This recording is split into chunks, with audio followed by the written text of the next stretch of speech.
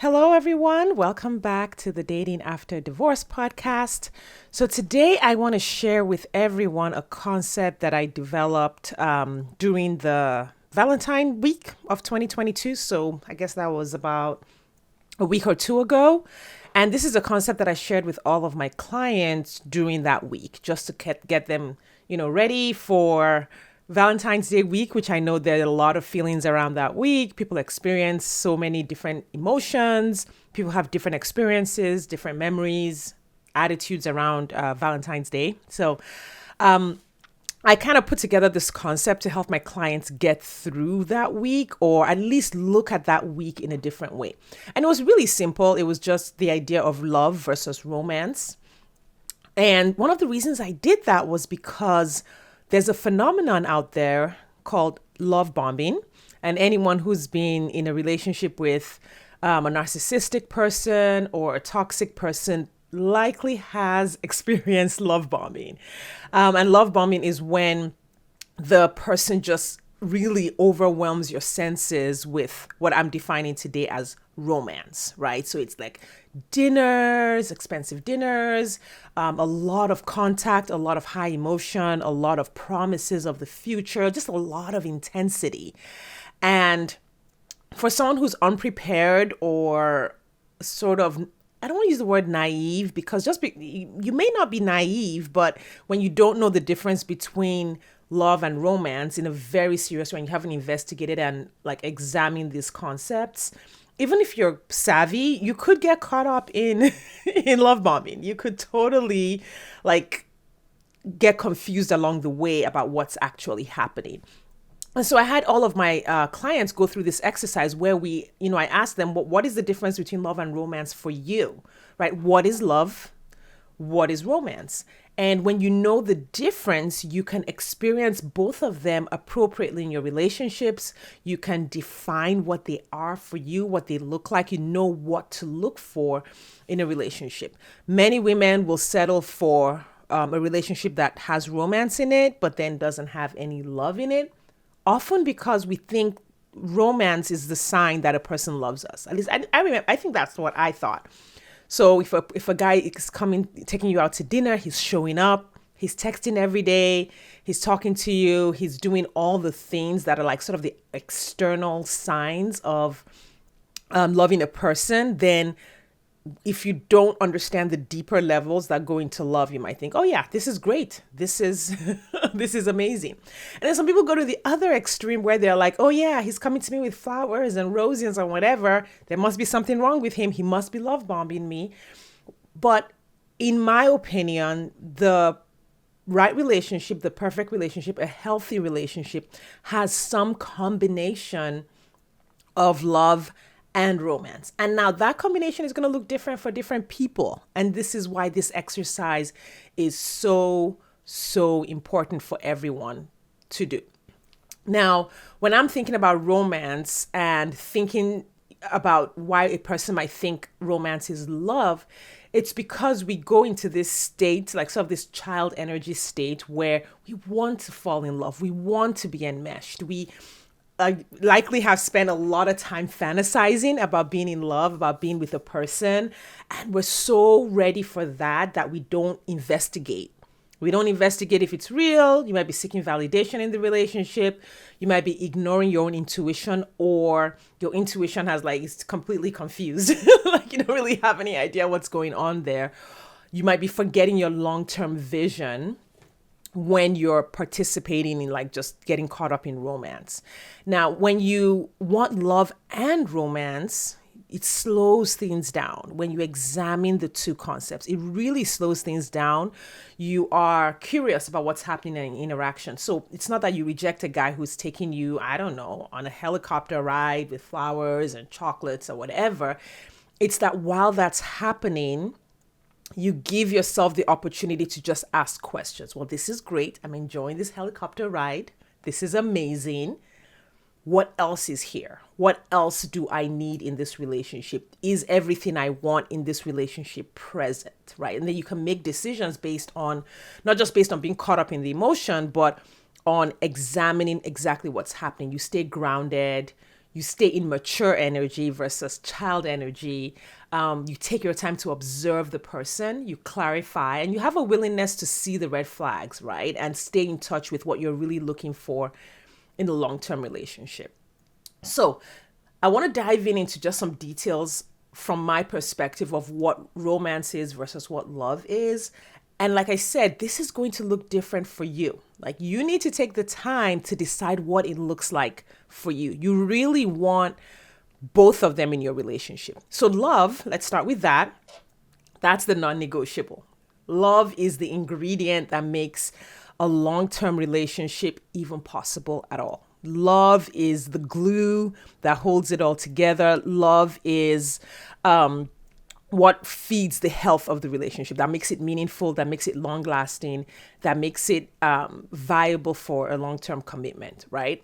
And so when I kind of thought about love for me, it looks like, and I made a list here, thoughtfulness, consideration, affection, laughter, safety, trust, peace, the ability to be your authentic self with that person, kindness, steadiness, reliability, calm, warmth, mutual reciprocity, mutual consideration, mutual care, collaboration, partnership, growth, a growth mindset, understanding, appreciation, gentleness, friendship, flexibility, emotional availability, presence, stability, fulfillment, honesty, dependability. Like, all of these words to me are ingredients that make up love. Like, this is the stuff that you need in any relationship, not just in your romantic relationships, anyone that's going to be in your life. In order for it to be healthy, for you to let that person get close to you, to be intimate with that person, to have an intimate friendship with that person, all of these ingredients need to be there, right? Whether it's a friend or a partner or within your family, like, for someone to be close to you, for you to be able to trust your heart to another person, all of these ingredients have to be there. The person has to be loyal and truthful, right? And honest. And you need to be able to trust your personal information to the person, especially if they have access to it. You need to feel safety with the person who's going to be in your life. And all of these ingredients that I've described here with love are what would go into that. Now, when you have just love and no romance, it sort of looks like that. I guess you could call it the steady.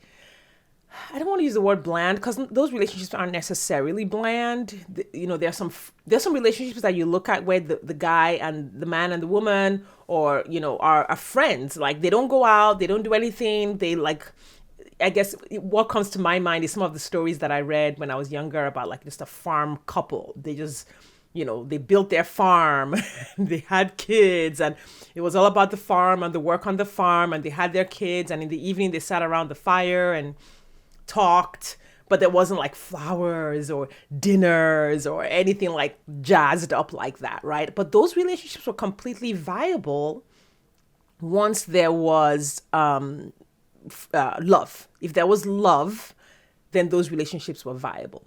But it's 2022, so for a lot of people, like, in this generation, more recent generations, we want romance. We're like, listen, we want flowers, we want to go out, we want some adventure, we want passion as part of the relationship. And so when I kind of wrote down my list of what romance looked like to me, I wrote down, like, intensity, flowers, trips, dinners, cute social media pictures, heightened emotion, passion, thrills, excitement, adventure, poetry.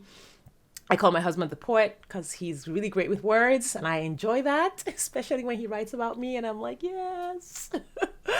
So dramatic gestures, things like breakfast in bed, like all of the extras, right? We enjoy that. Like, romance is good. There's nothing wrong with wanting romance.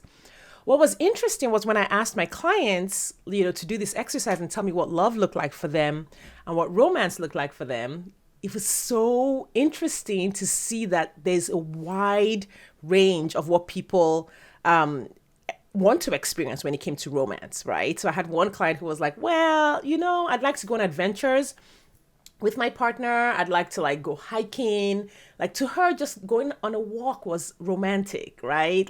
Watching the sunset was romantic, but she didn't want any big dramatic gestures. She didn't want a lot of like pizzazz, and she was like, "Ugh, that's like that feels a little too much for me." And so that was her definition of like romance, and it was perfect for her, and it was really good for her to know that, so that when she picked someone, she wouldn't pick someone who would, create dramatic or use dramatic gestures to try to win her heart, when all she really wanted was like more meat and potatoes kind of stuff. And then I have had this other client who was like, give me all the things. If it looks like it came out of a romantic movie, she was all in for all the things. Now, for both clients, being able to define romance for themselves was so good, created so much clarity. And it was also really important for them to have defined love. So they're looking for love first, and then their version of romance as the sprinkles on top of it. Now, in the end, kind of like when we did the discussion, it was like, listen, you want love and you want romance. Like, I don't advocate that anyone settle for a relationship that has love or that has all of the meat and potatoes and they feel fulfilled and it's very meaningful, but then they lose out on like the variety and chemistry and passion that they want. I don't really advocate that. I think it's much better to hold out for the person who matches your definition of both.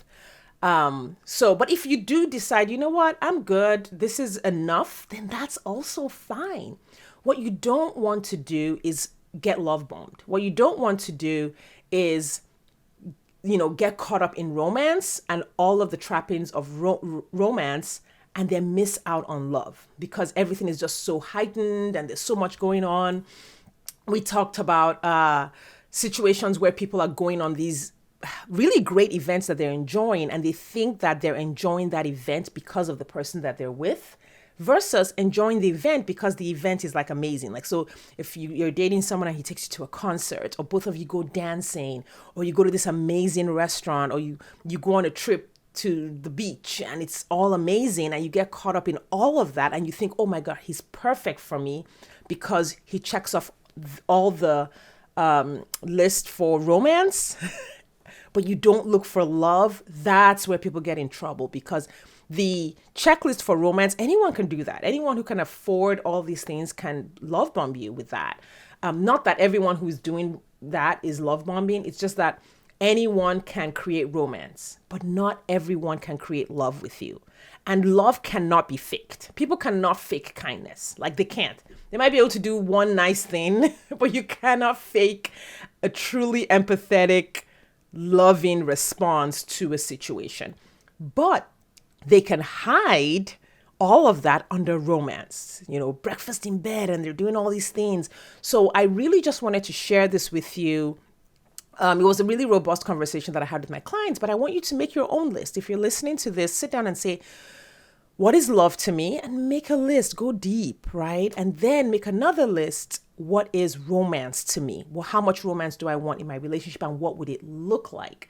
And then prioritize love, but look for that person who has that compatibility with you, who is that want match with you, who wants the same things, wants the same level of romance. But make sure that love is there first.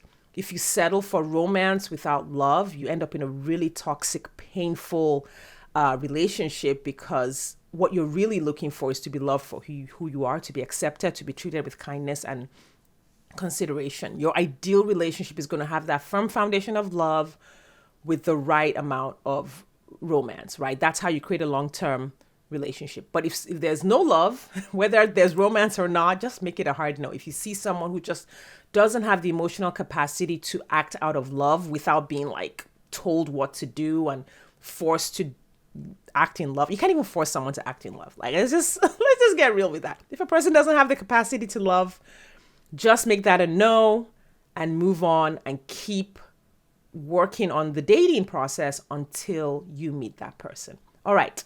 That's what I have for you today. I want to thank you for your time and attention, and I will see you next time.